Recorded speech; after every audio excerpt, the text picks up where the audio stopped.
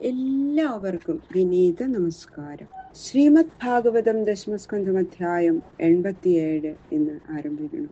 ഏറ്റവും വിശിഷ്ടമായിട്ടുള്ള ഒരു അധ്യായമാണ് ഈ 87ാമത്തെ അധ്യായം. ഇതിലെ യോഗനിദ്രയിൽ ശയിക്കുന്ന ഭഗവാനെ വേദാഭിമാനികളായ ദേവതകള് സ്തുതിച്ചതിനെ പറ്റി പറയാണ്. അതുകൊണ്ട് ഈ പ്രകരണത്തിന് ശ്രുതിഗീത അല്ലെങ്കിൽ വേദസ്തുതി എന്നാണ് പേര്.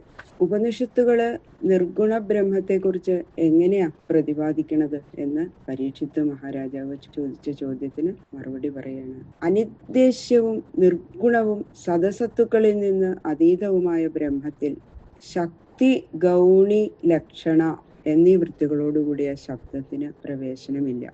ഉപനിഷത്തുകള് ബ്രഹ്മത്തെ പ്രതിപാദിക്കണം എന്നുള്ളതും സ്പഷ്ടമാണ്. അപ്പോ ശബ്ദബ്രഹ്മമായ വേദം നിർഗുണ ബ്രഹ്മത്തെ കുറിച്ച് എങ്ങനെയാ പ്രതിപാദിക്കണത്? ഇതാണ് രാജാവിന്റെ ചോദ്യം. അതിന് ശ്രീശുക ബ്രഹ്മർഷി ഇങ്ങനെ മറുപടി പറഞ്ഞു. പണ്ട് ബദരികാശ്രമത്തിൽ വെച്ച് ഈ വിഷയത്തെക്കുറിച്ച് ശ്രീനാരായണ മഹർഷി ശ്രീനാരദ മഹർഷിക്ക് ഉപദേശിച്ചു. ജനലോകത്ത് വെച്ച് സനകാദികൾ ബ്രഹ്മസദസ്സിൽ സംസാരിച്ചതാണ് ഈ വിഷയം. നിർഗുണനും നിരാകാരനുമായ ഭഗവാൻ പ്രപഞ്ച സൃഷ്ടിക്ക് ഭാവിച്ചു. അപ്പൊ സൃഷ്ടി തുടങ്ങുന്നതിന് മുമ്പേ ഒരു മഹാരാജാവിനെ വന്ദികള് പ്രഭാതത്തിൽ സ്തുതിക്കും. അതുപോലെ വേദങ്ങള് ഭഗവാനെ സ്തുതിക്കുന്നു. യഥാർത്ഥത്തിൽ ഭഗവാനല്ലാതെ മറ്റൊന്നും തന്നെ ഇല്ല ഈ പ്രപഞ്ചത്തില്. ഭഗവാന് ഒന്നിനോടും ഒരു ബന്ധവുമില്ല. എന്നാൽ പ്രപഞ്ച സൃഷ്ടി ചെയ്യുമ്പോൾ വിദ്യാസ്വരൂപിണിയായ മായയെ സ്വീകരിച്ച ഭഗവാന് ആധ്യാത്മികമായി ബന്ധം ഉണ്ട് താനും. അപ്പൊ അതിനെ വെച്ച് ലക്ഷണാവൃത്യ വേദങ്ങള് സ്തുതിക്കണം. ഇതാണ് ഈ ചോദ്യത്തിന്റെ ഉത്തരം. അനേകം ഉപനിഷത്തുകളുടെ താല്പര്യമാണ് 28 ശ്ലോകങ്ങളെ കൊണ്ട് ഈ അധ്യായത്തില് പറയണത്. ഭഗവത് ഭക്തി, സജ്ജന സംസർഗം, കഥാശ്രവണ, നാമസങ്കീർത്തനാദികൾ ഇതിന്റെയൊക്കെ മഹിമ മനസ്സിലാക്കാവുന്നതാണ് ഈ ശ്രുതിഗീത ശ്രവിച്ചാൽ.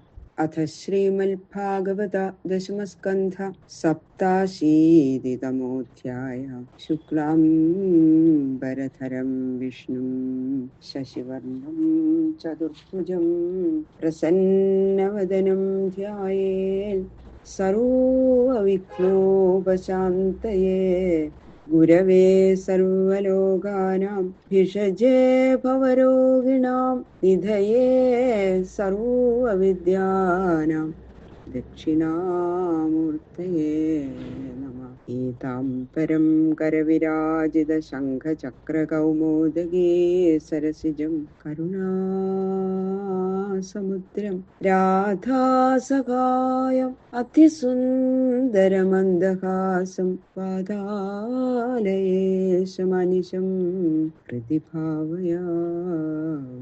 കഥാമയും ഭാഗവതാഭിധാനാം ഹരേ തനും തേ ചരിതൈ ത്വദീയൈ യഥാമതി ത്വൽപരിതോഷകാമസ്തൗമി. പ്രസീദാച്യുത മാരുതേശ.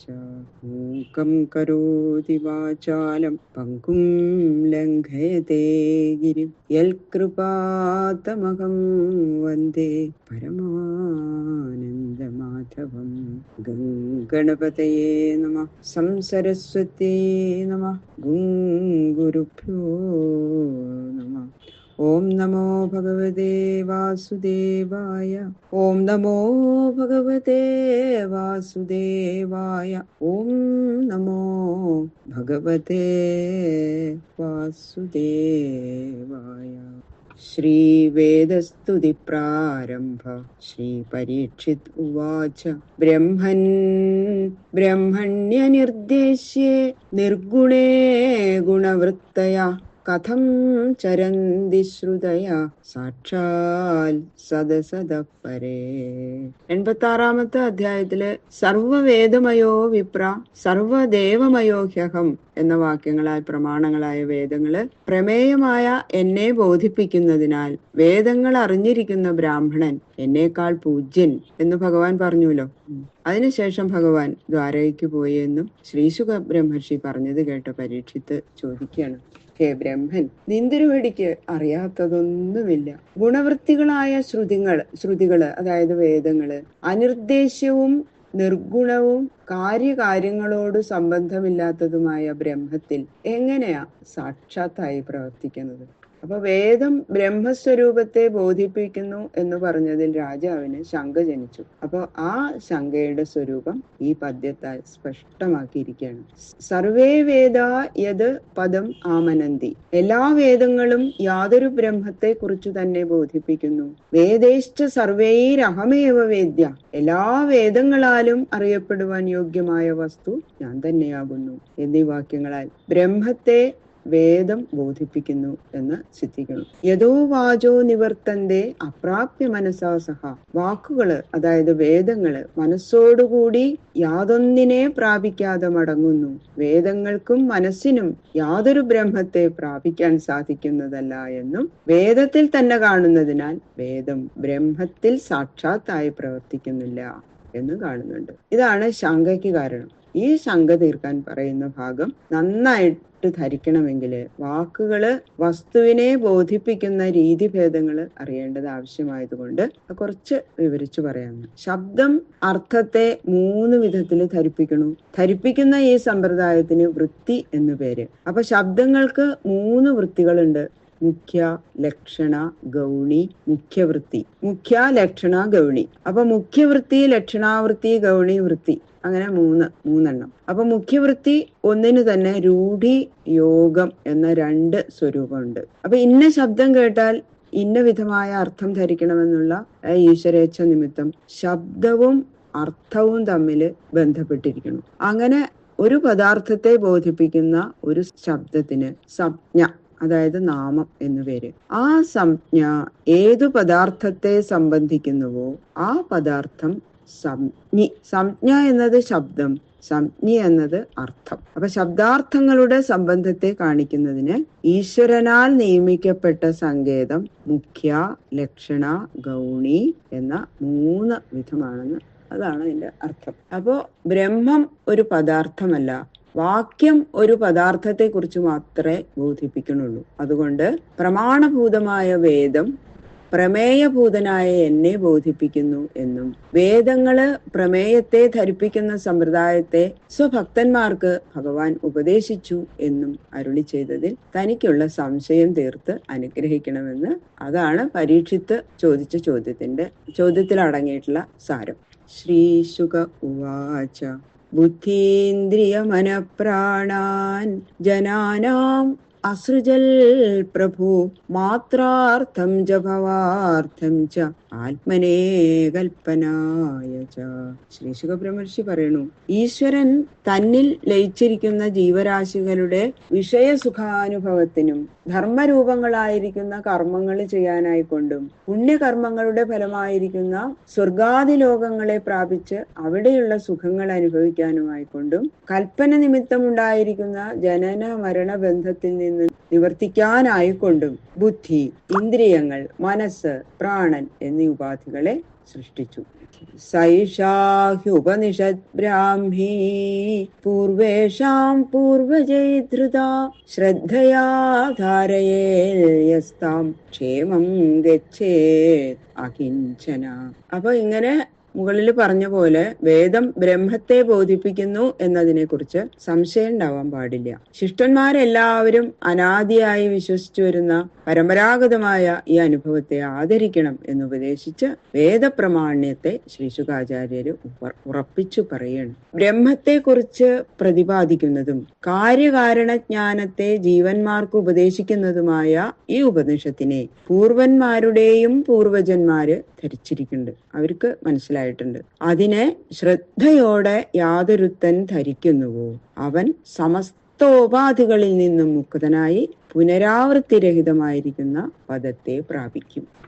ഈ ഉപനിഷത്ത് വാക്യങ്ങള് ഗുരുമുഖത്തിൽ നിന്ന് ശ്രവിക്കണം. അങ്ങനെ അർത്ഥം ചിന്തിക്കുകയും അർത്ഥമൊക്കെ അറിഞ്ഞ് മനസ്സിലാക്കി സംശയം തീരത്തക്കവണ്ണം ഉറപ്പിക്കുന്നത് തന്നെയാണ് ധാരണ. ഇങ്ങനെ ശ്രവണ മനന നിധിധ്യാസനങ്ങളാൽ ദേഹാദ്യ അഹങ്കാര പര്യന്തം വിചാരണ ചെയ്യുമ്പോൾ എല്ലാറ്റിനും സാക്ഷിയും സർവാധിഷ്ഠാനവുമായ സച്ചിദാനന്ദ പരബ്രഹ്മം തന്നെ താനെന്നും സാക്ഷാത്തായിട്ട് ധരിക്കാൻ ഇടവരണം. അതുകൊണ്ട് ഉപാധി നിർമുക്തനായി ജനന മരണമറ്റവനായി സദാനന്ദ സ്വരൂപനായി സ്ഥിതി ചെയ്യുന്നു.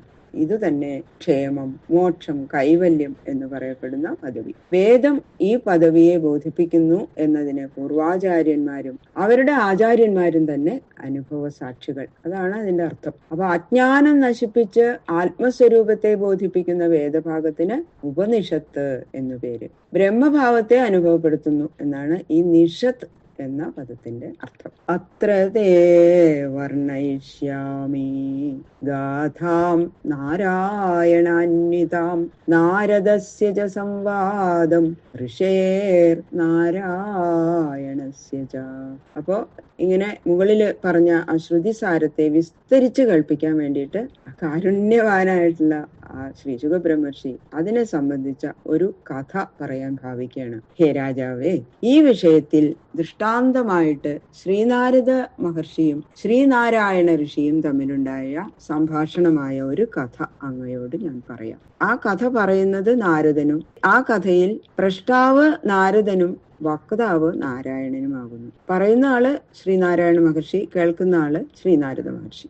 ഏകദാ നാരദോ ലോകാൻ പര്യടൻ ഭഗവത് പ്രിയ സനാതനമൃഷിം ദ്രഷ്ടും യയൗ നാരായണാശ്രമം. ഭഗവത് ഭക്തനായ നാരദ മഹർഷി ലോകത്തില് പലയിടത്തും സഞ്ചരിച്ച ശേഷം പുരാണ ഋഷിയായ ശ്രീനാരായണനെ കാണാനായിട്ട് ബദരി ചെന്നു. യോ വൈ ഭാരതവർഷേസ്മിൻ ക്ഷേമായ സ്വസ്ഥയേ നൃണാം ധർമ്മജ്ഞാനശമോപേതം ആകൽപാദാസ്ഥിതതപ. യാതൊരു നാരായണ ഋഷി ഈ ഭാരതവർഷത്തിലുള്ള സകല ജനങ്ങളുടെയും ദുഃഖശാന്തിക്കും ആനന്ദപ്രാപ്തിക്കും വേണ്ടി വർണ്ണാശ്രമധർമാദികൾക്ക് ഉചിതമായ കർമ്മങ്ങൾ ചെയ്തുകൊണ്ടും ആത്മതത്വം ശരിയായി ധരിച്ചുകൊണ്ടും വിഷയങ്ങളിലുള്ള ആശ തീരെ ഉപേക്ഷിച്ചുകൊണ്ടും ആഹാരാദികളിൽ നിയമം തെറ്റാതെ ശീതോഷ്ണ സന്താപങ്ങൾ സഹിച്ചുകൊണ്ടും കൽപ്പകാലം വരെ ഇരിക്കും എന്ന സങ്കല്പത്തോടുകൂടി തപസ് ചെയ്തുകൊണ്ടിരിക്കുന്നുവോ ആ ആശ്രമത്തില്